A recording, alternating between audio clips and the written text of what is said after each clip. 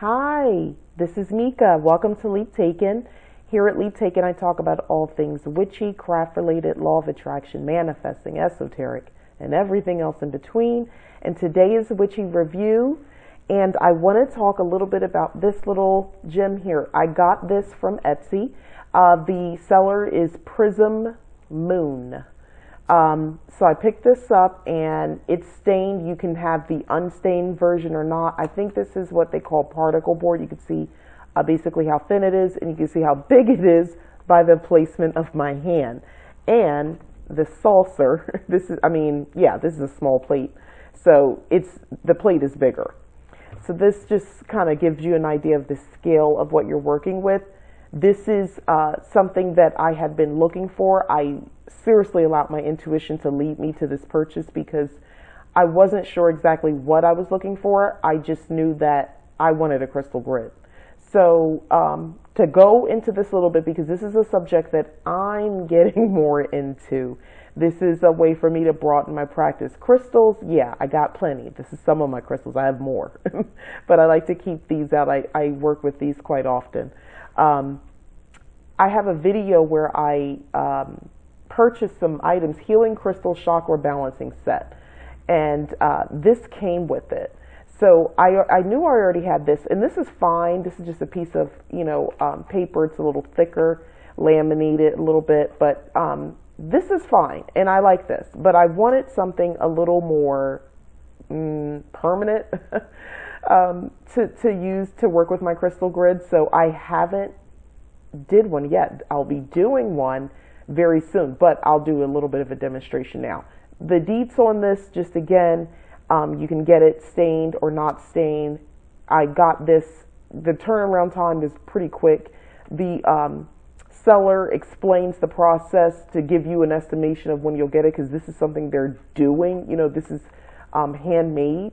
So they let you know, hey, it'll take this amount of time for me to actually, make the merchant, to make the product, and expect this amount of time for shipping. So they're very upfront, and I appreciate that, because there was the expectation of when I would receive it was on point.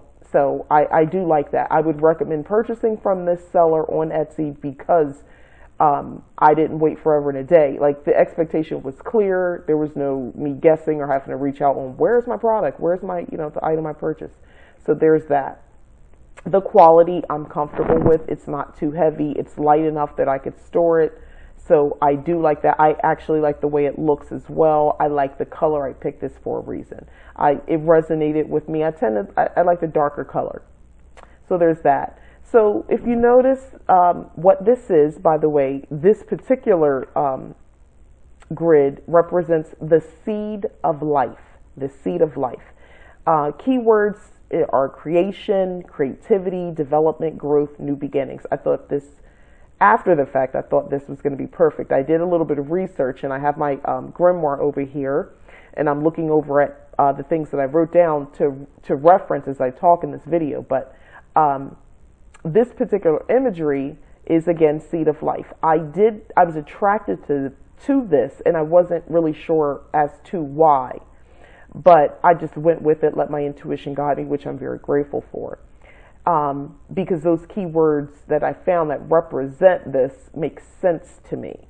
So if you look at this right now, you see it's all, these are just interconnected circles, which creates its own shape, and there's like one big circle. But I really like this. The seed of life can be found at the center of the flower of life symbol. So this one is the flower of life symbol, by the way, just to let you know. So that's what this is. So now I have both. So there's a lot of detail about this, and you can go and find out. But basically, the information that I cataloged, that I got from the books that I purchased about crystal grids, it says this flower-like shape is created by 7 overlapping circles, sometimes also enclosed by an 8th. It depends on what you have right now, but I don't have that 8th one. If you look at this, you could tell. The seed of life symbol has been found in many places, including ancient Egypt temples, medieval English churches. Think of the stained glass. Leonardo da Vinci sketches, and the tombstone of a Templar knight. The seed of life is associated with the 7 days of creation and the 7 days of the week, due to it being a component of the flower of life. The seed of life represents more the beginning of a creative cycle. It is the seed of the flower holding in it the potential and energy to reach full bloom. This is great for me, and I think for a lot of us, if you are wanting to do this for the purposes of doing manifesting work, especially at the top of 2021. New beginnings. So this is a great grid to work with for that purpose, and I'm grateful that I have it. It all makes sense to me. Okay, so I'm going to just do a little demonstration of how this typically works. Mind you, I'm still learning, so like easy on me if like this is your deal. You do this all the time and you're looking at me like, what is she doing? I'm learning. That's what I'm doing. Anywho, so I'm just grabbing my crystal. So basically, if there's something you manifesting, so let's say the new thing you're manifesting is your dream home, your dream house. So you want to find, typically it's quartz, and it's usually has a pointed top, a crystal that goes with that. So you want to put that crystal there and where it points up, and you want to have all your crystals obviously should be aligned with your intention, what it is that you're doing. So you would find crystals that, will sort of support that, and you would just place them all around. And you can use hard crystals, smooth crystals. It really depends on what you're trying to do. I'm doing this for demonstrational purposes, guys. So if you're looking at this like, why'd she use those crystals? Because I'm trying to show you something. That's why. So I'm going to take a smooth crystal and put it here.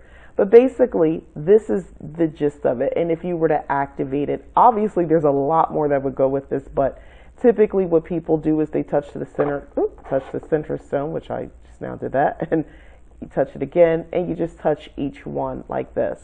There's no right or wrong way. This is the way that I researched, and it resonated with me, and I'm comfortable doing it that way to activate it. You would want to spend time with your crystal grid daily, if possible. You want to keep your crystal grid up, set up with like this with your crystals on it for at the minimum 24 hours. Some people set it up for a month at a time. You can also, your intention may be to have it this way until whatever it is that you manifested, and you keep feeding it energy. So clearly you're going to want this to be in a space that is good for it not to be touched. Nobody's going to look at it, pick it up or anything like that and put their energy on it. Obviously charge your crystals before this one. This center one is really doing a lot of the work, and it's mostly quartz. Typically, from all the research that I've done, different types of quartz obviously are optional, but it's usually a quartz type crystal that you're putting here, and it's usually one that kind of has a point. It's usually, that kind of sticks up, so you can, depending on your budget and what you have going on, you can, shop accordingly and find what you want. Or, if you want to work with the smooth ones, you can work with the smooth ones. Some people put dried herbs, flowers, and things like this around to amplify. So that's another great witchy tip that you can also do. One of the things that I plan on doing is adding a little bit of herb as well, yes. But also I'm very much in tune with fire magic, and, it has everything to do with my sun sign, I'm sure. So I'm going to have some candles as well to represent what I'm manifesting. I'll anoint the candle, do all the regular candle magic stuff. I probably will have more than one candle burning along with this, just to amplify that energy even more. That's just how I am. Because typically, the way I see magic, for instance, if I'm working on this, right, and I'm manifesting my dream home. So there's a lot of parts that go into a dream home. One, you can manifest a home you love. It's your dream home, but can you afford it? So you need to make sure that's built into what you're doing as well. Your intention. You could afford it. You have the means to purchase it. when the home is available, or now, whatever that time frame is. You're in the position financially to do it, because it gets tricky with practicing magic. Sometimes you can find everything. I've learned the hard way about how sometimes manifesting, you have to be careful. It almost feels like a cruel joke, but the universe works differently. It's not that mysterious. There are some mysteries just because we don't know, but basically, if you really think about it, if the intention that you're putting out is to find your dream home, I'm going to tell you, you can find your dream home, but there's more to it. I want to be able to own my dream home. It's the language, it's the intention behind it. Find, yes. Own is another thing. So find, own, obtain it. Live in my dream home. And then you might want to add even more on there until, I desire to move on, versus, you get to live in it, but then, financially something happens and within a short period of time you can't live in that home anymore. So it's just that when I said a lot of different parts, you want to just focus a lot on the specifics. Forgive me, guys, I can't get words out. I was trying to use a fancier version, but it wasn't working. But anyway, yeah, you want to just make sure that you are clear on your intentions and what your goal is and what you're trying to manifest. So that's just a little witchy tip that I want to say, again, from trial and error. So activate it, I show you that. To deactivate it, some people just believe in sort of going in the opposite direction, everything that you just did. So it's like, if I started with this one, instead I would sort of go back and put the energy back, like you would do like this to deactivate it. Again, ground yourself before you do any of this sort of stuff. The activation and all of that sort of stuff. Make sure that when you approach this, you are totally aligned with what you want. You don't want to be distracted. This requires serious focus. And I think I mentioned it, but I'm going to say it one more time. Please charge your crystals ahead of time. Cleanse them and charge them. Yes, you can use these crystals again in an entirely different way for an entirely different goal. On the same grid or on a different one, you would just want to cleanse them, obviously. But I think we probably are familiar with how to cleanse them. If not, a lot of people just use them through incense or smoke or sage or something like that. Smoke, you cleanse them that way. Some people actually use water with salt in it. You have to be careful of the type of crystal that you're using that with. Some people consider the moon not only charging but cleansing and charging as well. I'm someone who's getting more into using the sun's energy or solar energy for the purpose of charging and cleansing as well. When I think again of solar energy, I think of the versus lunar, I think of cleansing. The sun, it's hot, and fire typically is, purifying. So I see that as a way of cleansing as well. So it's really up to you, but that's just, little aside about that. But anyway, all in all, my little demonstration on how to use it, but I am all in. I'm doing lots of research. I have so many pages. I've added inserts in my grimoire on this very subject. So, like 4 or 5 pages I've added detail about. And, a little bit about sacred geometry, which is what this is really all representing. You can use this crystal grid and not fully comprehend all there is about sacred geometry, but I would recommend doing a little bit of research about it. I found multiple sources and I condensed it and I printed some things out and actually added it to my grimoire. But basically, sacred geometry sounds like so extra esoteric and so out there, but it's really another term for things like the matrix. I know we hear a lot of that, or illusion, or simulation, or algorithm.